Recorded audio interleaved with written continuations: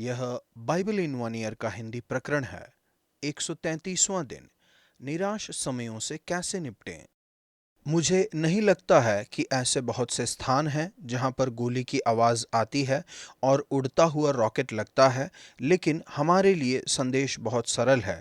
यह आशा, प्रकाश और एक भविष्य के विषय में है, क्योंकि यह यीशु के विषय में है। अल्फा की शिक्षा के बारे में वर्णन करते हुए Canon Andrew White, Saint George, Baghdad के पादरी ने मुझे पत्र में ऐसा लिखा। वे एक निराशाजनक स्थिति में थे। एक से अधिक समय चर्च पर बम फेंका गया था। उनकी सभा में बहुत से लोगों की हत्या कर दी गई थी। कुछ लीडर्स का अपहरण कर लिया गया था। कुछ लोगों के लिए यीशु में विश्वास का अर्थ है लगभग निश्चित मृत्यु। फिर भी ऐसी निराशाजनक स्थिति में एंड्रयू वाइट यह कह पाए कि यीशु आशा, प्रकाश और एक भविष्य को लाते हैं। भजन संहिता में दाऊद निराशाजनक समय के बारे में बताते हैं। भजन संहिता 60 का 3। जीवन में ऐसे समय होते हैं जब सब कुछ गलत होता हुआ दिखाई देता है। हो सकता है कि अभी आप एक निराशाजनक स्थिति का सामना कर रहे हों। शायद से आपके स्वास्थ्य में, एक टूटे हुए संबंध में, काम पर परेशानी, परिवार में कठिनाइयां, आर्थिक परेशानी या इन सब का मिश्रण। निराशाजनक समय में भी आप विश्वास, आशा और प्रेम के 3 महान गुणों को पा सकते हैं। भजन संहिता 60 का 1 से 4। दिखने वाले हार के बावजूद आशा। कभी कभी ऐसा लगता है कि परमेश्वर के लोग हार रहे हैं, जबकि विश्व में बहुत से भागों में एक बड़ी क्रांति आ रही है। जैसे कि एशिया, पश्चिमी यूरोप में उदाहरण के लिए चर्च में संख्या घट रही थी। चर्च बंद हो रहे थे। मसीही नैतिकताओं को अब महत्वपूर्ण नहीं माना जा रहा था। परमेश्वर के लोगों के इतिहास में निराशाजनक क्षण होते हैं। यह भजन एक राष्ट्रीय शोक है। उनके शत्रुओं की जीत के बाद परमेश्वर के लोगों ने नकारा गया महसूस किया। दाऊद कहते हैं, तूने अपने लोगों को निराशाजनक समय दिखाए हैं।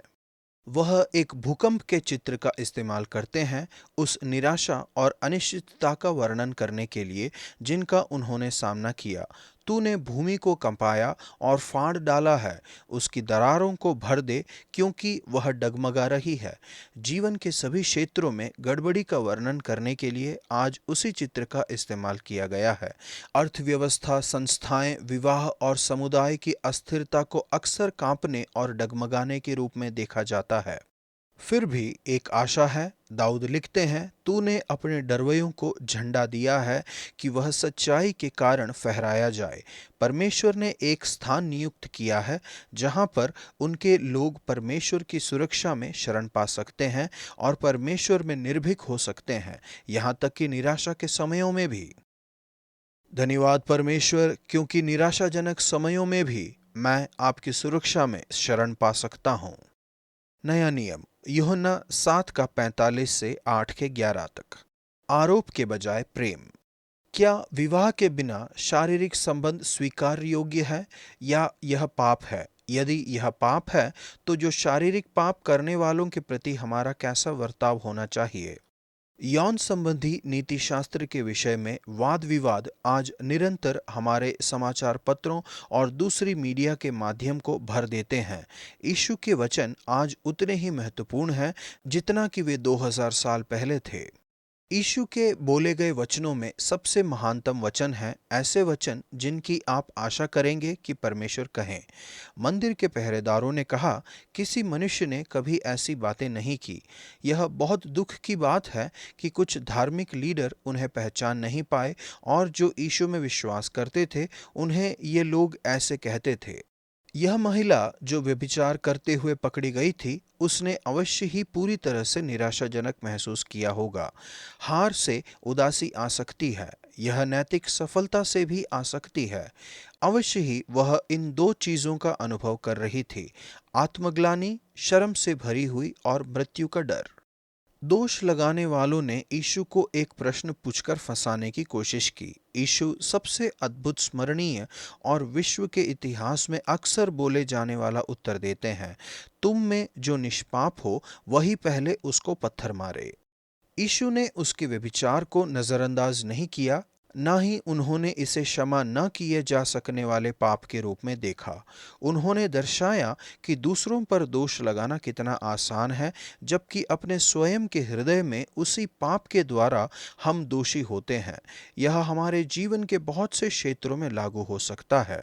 दूसरों की आलोचना करने से पहले हमें अपने आप पूछ लेना चाहिए, क्या उस क्षेत्र में हम पापहीन हैं जिसके विषय में हम दूसरे पर दोष लगा रहे हैं। जब हम दूसरों पर आरोप या दोष लगाते हैं, हम उनमें वह देख रहे हैं जो हम अपने आप में देखना अस्वीकार करते हैं। जैसा कि अक्सर कहा गया है, जो लोग कांच के बने घर में रहते हैं उन्हें दूसरों पर पत्थर नहीं मारना चाहिए। यौन संबंधी नीति शास्त्र के विषय में वाद विवाद के संदर्भ में जैसे ही हम अपने हृदय को देखते हैं, तब वहां अक्सर आसपास कांच होता है। व्यभिचार में पकड़ी गई महिला के वर्णन में हर दोष लगाने वाले ने यीशु के वचनों पर विश्वास किया और आखिर में वहां पर केवल यीशु रह गए। यीशु महिला से पूछते हैं, क्या किसी ने तुझ पर दंड की आज्ञा न दी? जब वह उत्तर देती है, हे प्रभु, किसी ने नहीं। यीशु कहते हैं, मैं भी तुझ पर दंड की आज्ञा नहीं देता। जा और फिर पाप न करना। आत्मग्लानि एक भयानक भावना है। आरोप रहने के लिए एक भयानक स्थिति है। यीशु से इन वचनों को सुनना कितना अद्भुत रहा होगा। मैं भी तुझ पर दंड की आज्ञा नहीं देता, क्योंकि वह पाप रहित थे। यीशु ऐसे व्यक्ति थे जो पत्थर मारने की अवस्था में थे, लेकिन उन्होंने ऐसा किया नहीं। यीशु के वचनों में एक असाधारण संतुलन और लगभग अद्वितीय मिश्रण है। बुद्धि और अनुग्रह, दया और करुणा से भरे। यीशु स्पष्ट नहीं हो पाए कि व्यभिचार पाप है, फिर भी वह उस महिला पर दोष नहीं लगाते हैं। यह नए नियम का संदेश है। अतः अब जो मसीह यीशु में हैं, उन पर दंड की आज्ञा नहीं। रोमियो 8:1। क्रूस पर हमारे लिए यीशु की मृत्यु के परिणाम स्वरूप आप और मैं पूरी तरह से क्षमा किए गए हैं, चाहे हम कितने भी गिर गए हों। फिर भी यह कारण नहीं कि आप निरंतर पाप करते रहें। यीशु ने उसके पाप को नजरअंदाज नहीं किया। वह उससे कहते हैं, जीवन में पाप मत करना। यीशु हम पर दोष नहीं लगाते हैं, लेकिन वह हमसे कहते हैं, जैसा कि उन्होंने उस महिला से कहा, जीवन में पाप मत करो। हमेशा की तरह यीशु के वचन प्रेम और करुणा से उत्साहित हैं। हम उनके उदाहरण के पीछे चलने के लिए बुलाए गए हैं। दो विपरीत चीजों में पड़ना आसान बात है। या तो हम लोगों पर दोष लगाएं या हम पाप को नजरअंदाज कर दें। प्रेम ना तो दोष लगाता है, ना ही पाप को नजरअंदाज करता है, क्योंकि पाप लोगों को चोट पहुंचाता है। यदि हम यीशु की तरह प्रेम करेंगे तो हम ना तो पाप को नजरअंदाज करेंगे, ना ही लोगों पर दोष लगाएंगे, लेकिन प्रेम से लोगों को, अपने आप को भी चुनौती देंगे कि वे पाप को छोड़ दें। क्षमा करने के लिए ग्रीक शब्द का अर्थ स्वतंत्र करना भी है। पवित्र आत्मा की सामर्थ्य के द्वारा यीशु हमें स्वतंत्र करने के लिए आए। हर संबंध में क्षमा करना पड़ता है। यह प्रेम का सार है। परमेश्वर आपका धन्यवाद, क्योंकि उन पर कोई दंड की आज्ञा नहीं है जो मसीह यीशु में है। आपका धन्यवाद क्योंकि आप मेरे लिए यह संभव बनाने के लिए मरे कि मैं शुद्ध हो जाऊं, क्षमा पाऊं और स्वतंत्र हो जाऊं। मेरी सहायता कीजिए, मैं लोगों से उस तरह से प्रेम कर सकूं जैसा कि आपने किया। पुराना नियम, न्यायियों 16 का 1 से 17 के 13 तक। गड़बड़ी के बीच में विश्वास। ये निराशाजनक समय थे। एक बात है जो न्यायियों की पुस्तक में बार बार दोहराई गई है। उन दिनों में इस्राएलियों का कोई राजा न था। जिसको जो ठीक जान पड़ता था वही वह करता था। यह गड़बड़ी का समय था। ऐसे निराशाजनक समय में परमेश्वर ने शिमशोन जैसे न्यायियों को उठाया। उन्होंने 20 वर्षों तक इस्राएल का न्याय किया। वह विश्वास के स्तंभ में से एक थे। इब्रानियों 11:32। पवित्र आत्मा के द्वारा अभिषिक्त परमेश्वर ने शक्तिशाली रूप से उनका इस्तेमाल किया, किंतु उनकी भी एक कमजोरी थी जिसके कारण उन्होंने व्यभिचार किया। एक वेश्या के साथ सोना, न्यायियों 16 का 1 से 3, और धोखा। आखिरकार लगातार आज्ञा का उल्लंघन करने के द्वारा उन्होंने इस हद तक परमेश्वर को अप्रसन्न किया कि परमेश्वर उसके पास से चले गए थे। शिमशोन ने परमेश्वर से असाधारण सामर्थ को ग्रहण किया, लेकिन यह उसकी आज्ञाकारिता से सीधे जुड़ा हुआ था। परमेश्वर ने उसे बताया था कि अपने बालों को नहीं काटना। जब तक उसने परमेश्वर की आज्ञा मानी, तब तक उसके पास दैवीय सामर्थ थी। परमेश्वर का एक जन कितना ही महान क्यों ना हो, यह याद रखना महत्वपूर्ण है कि सामर्थ केवल परमेश्वर की ओर से आती है। यीशु ने कहा, मेरे बिना तुम कुछ नहीं कर सकते। यूहन्ना 15:5। पुराने विजय पर निर्भर मत रहिए, बल्कि परमेश्वर पर निर्भर रहें, जिन्होंने विजय दी है।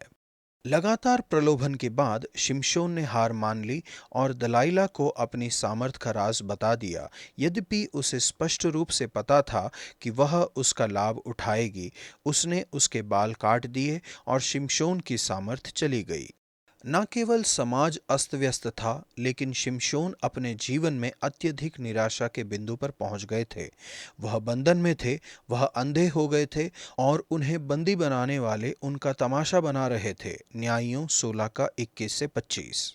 उदासी में शिमशोन ने परमेश्वर से प्रार्थना की, हे प्रभु यहोवा, मेरी सुधि ले।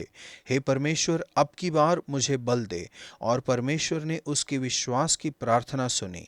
यहाँ तक कि उनकी सभी असफलताओं के बावजूद परमेश्वर ने फिर भी शिमोन के रोने को सुना। इससे अंतर नहीं पड़ता है कि स्थिति क्या है, और इससे अंतर नहीं पड़ता है कि आपने क्या किया है। परमेश्वर के पास वापस आने के लिए अभी बहुत देर नहीं हुई है। प्रभु, आपको धन्यवाद कि मैं आपकी उपस्थिति में शरण पा सकता हूँ, और यह कि आप हमेशा मदद के लिए मेरी पुकार को सुनते हैं। प्रभु, मदद कीजिए। न्यायों 16 का 1 और 17 का 13। शिमशोन एक असाधारण लीडर थे। वे स्त्रियों में दिलचस्पी रखने वाले एक अनोखे भीमकाय व्यक्ति थे। वह दलीला के प्रेम में पड़ गए। वह एक कठोर महिला थी। वो उस आदमी को पकड़वा देने चाहती थी जो उससे प्रेम करता था। जब उस महिला ने पहले ही 3 बार उसे पकड़वाया था, तो उसने अपना रहस्य उसे क्यों बताया? उसे अवश्य ही समझ जाना चाहिए था कि उस महिला पर भरोसा नहीं किया जा सकता है। वो भौतिक रूप से बहुत मजबूत थे, लेकिन जब महिला की बात आती थी, तब वह कमजोर पड़ जाते थे। एक महिला के कारण गिरने वाले वह एकमात्र महान लीडर नहीं है। आज का वचन जब वे उससे पूछते रहे, तो उसने सीधे होकर उनसे कहा कि तुम में जो निष्पाप हो, वही पहले उसको पत्थर मारे। यूहन्ना 8 का 7।